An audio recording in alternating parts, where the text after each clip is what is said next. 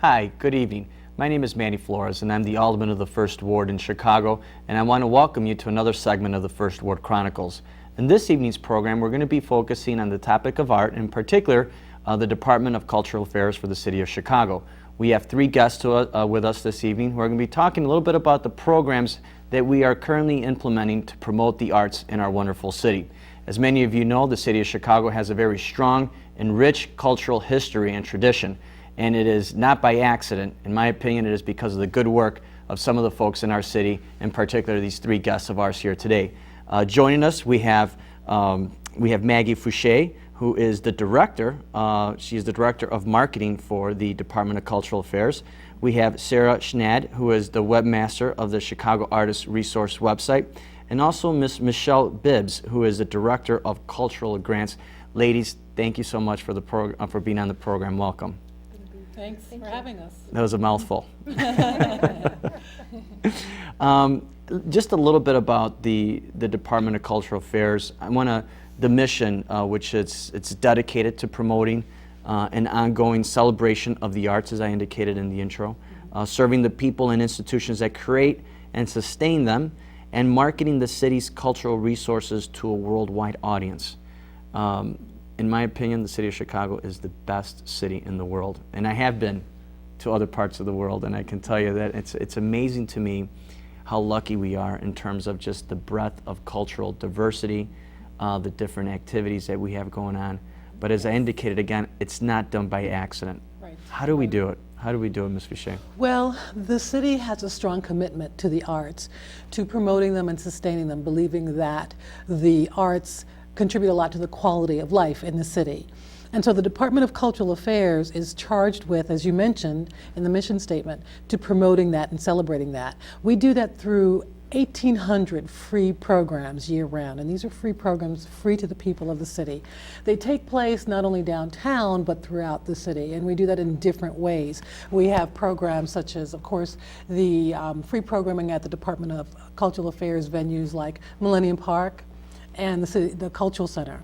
We have the public programming, public art program rather, that places art throughout the city in train stations and at city intersections, and all of that is done by the city. We have grants programs that Michelle is going to speak about. We have other programs that support the arts. But all of that enhances not only the artists, but also the residents of the city. At the Cultural Center, which is probably the best known venue, there are over 800 free events a year, whether it's plays, concerts, art exhibitions, lectures. These are all free to the people of Chicago. Before we continue, I was aware that the Cultural Center is a remarkable place and the different services, but I was unaware that it had that much programming. Yes. Yes. For those who are watching the program, where is it located? Because I'm sure someone right now at this point is wondering, how do I get there? I need to know where it's at so I can take my family and enjoy some of these activities. The Chicago Cultural Center is located at 78 East Washington Street. It's at the corner of Michigan Avenue and Washington. There's also an entrance on Michigan and Randolph. We do welcome, and it's open pretty much all year round except on holidays. The website is easy to find. It's www.chicagoculturalcenter.org, and people can go there and they can see all of the programs that are available. As I was mentioning, we have family programs, we have concerts, we have dance events, we have plays. There's lots of things, and the people who do the programming are very aware that we need to have programs that appeal to the broad spectrum of people in Chicago. So we have everything from, in the past month in December, we had a wonderful dance-along Nutcracker where we invited children to come down. We had concerts of holiday songs. We have concerts all year round. We have classical music concerts throughout the year.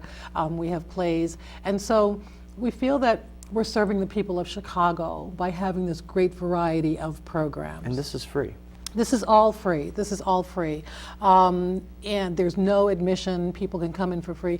People can even come in to look at the building itself. I was just going to comment on that. I mean, this is the former library. Right. So, and you go inside and you see this just spectacular, stunning facility, very well maintained. Yeah, yeah. Wonderful professional staff that takes care of the facility, and in fact, you can also have private receptions there. Right, right. So if I'm interested, real quick, if I'm interested in a private reception, do I just contact The events department. Okay. Right. We have an events department, and the event staff is excellent at advising users in how to use the facility, the best rooms. They can refer you to caterers and all kinds of amenities.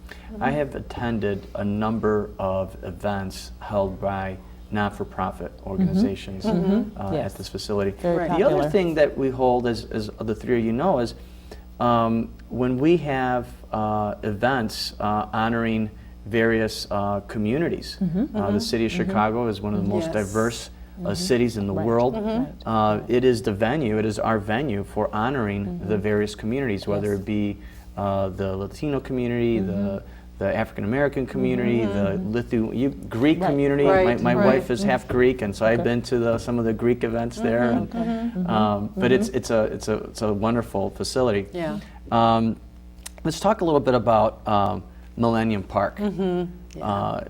Just a remarkable facility, and I know people look at it as a park, but it really is more than that. If you think about Sarah, the artists who are involved in the park. Let's talk about some of those exhibits and how are they used to promote what we're doing here in the city. Yeah, Millennium Park is many things, the city's front yard. It's also, as you mentioned, a great sculpture garden, a place to enjoy art. And that comes from its inception, its very inception. It was planned that way, with the great sculptures, the Cloud Gate, which is known as the Bean, the Crown Fountain that the kids just love. And so we've had some wonderful sculptures there. Last year, we had a Marc de Souvero exhibition of various pieces of his, those giant welded pieces, I'm sure you remember those. They were supposed to be up for a couple of months. They ended up being there for over a year. And why was that? Well, because there was so much enjoyment. The public reacted so positively to it. They looked at it not only as sculpture, as art, but it was something that people could interact with. It was something that was accessible to them. And that's what we strive for at Millennium Park and throughout the city, that we want people to feel about art that it's part of their everyday lives. It's something that they can accept and take into and have as part of their day-to-day life. It's not something that's sterile and in a mausoleum and you can't touch it or feel comfortable with it. And that's the way the people felt about those great sculptures. I remember last year, I believe it was, if my memory serves me right, we also had a winter exhibition featuring ice sculptures. Yeah. The paintings on ice, The right. paintings on ice. That was Gordon Howland's. And that was a very popular exhibit and a world-renowned exhibit Yeah. being displayed for free Right. to the general public in our front yard, so to speak. Yeah. Also, the Anish Kapoor sculpture, the Cloud Gate sculpture, is one of the best examples of his work, and the setting is really, really breathtaking because of all the space around it and how it's framed by the rest of the park. And I've noticed, because our offices for Chicago Artists Resource overlook Millennium Park, we're very lucky in that respect. I've noticed that unless it's pouring down with rain or snowing, there are at least 15 people crowded around the Cloud Gate at all times, if not 50 or 60. It just has an incredible public response, that sculpture. It's also a place where we've had some wonderful music.